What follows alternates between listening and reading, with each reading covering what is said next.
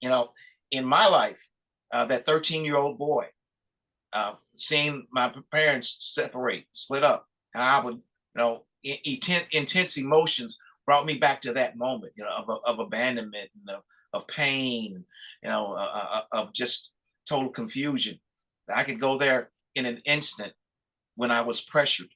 So I think that Darren hit it right on the head. That is a result of that environment. If we all look back into our childhoods, some of us got farther to go back than others, but uh, there are things that still cause us some type of distress. There just is, and that's why I think it is so important. But now I talk to my kids. Ephesians, what is the 6 and 4? I believe it is where it says, don't. I forget exactly what it says, but it talks about don't aggravate your children. Basically, is what it talks about. Well, that's in any relationship, and we have to understand that. If, like you were saying, if we want communication, one of the things that I try to do, and I think I've said this in the workshops, and I've said it at the mentorship, that one of the ways we can ensure constructive communication is to repeat. When somebody says something to you, you say, I think I heard you say, or did I hear you say? And repeat it back to them for confirmation, to ensure that there's a meeting of the mind, so to speak, because we have a tendency to not listen. We really do have a tendency to not listen to what the other person is saying. And people appreciate the fact that, you can repeat what they said. That gives some clarity. So, oh, they were really listening to me. I try to do that, especially with my wife, and she does that.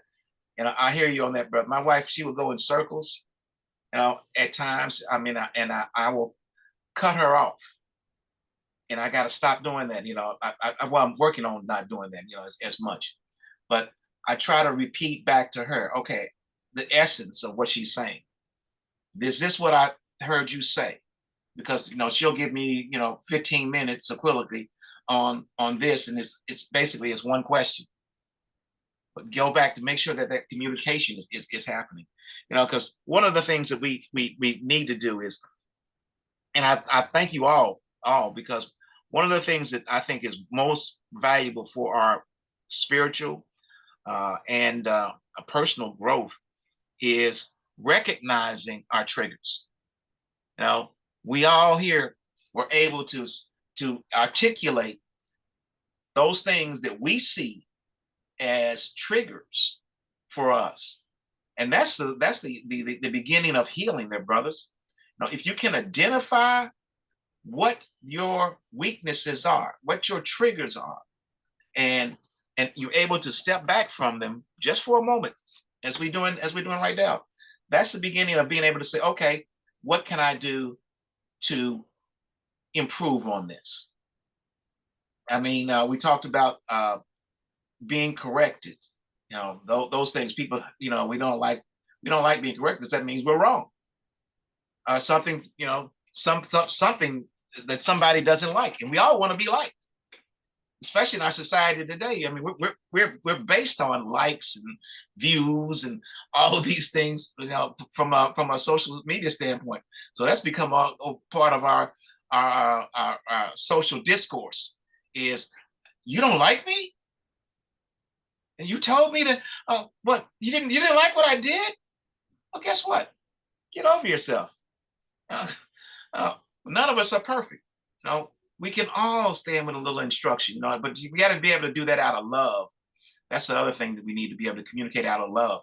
So recognizing our triggers, acknowledges that we understand that we are human, we are fallible, that there are things that we need to work on in life.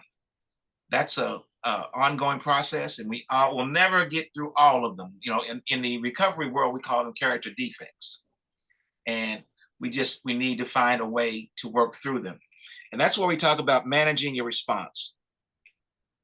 Say we have to develop strategies.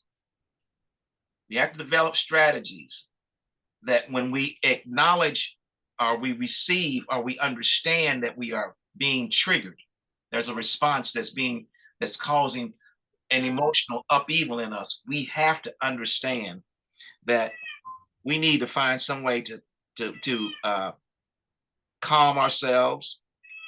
Look, look, y'all hope y'all hear my cat. She wants some attention now. I'm sorry. But we have to be able to manage our responses.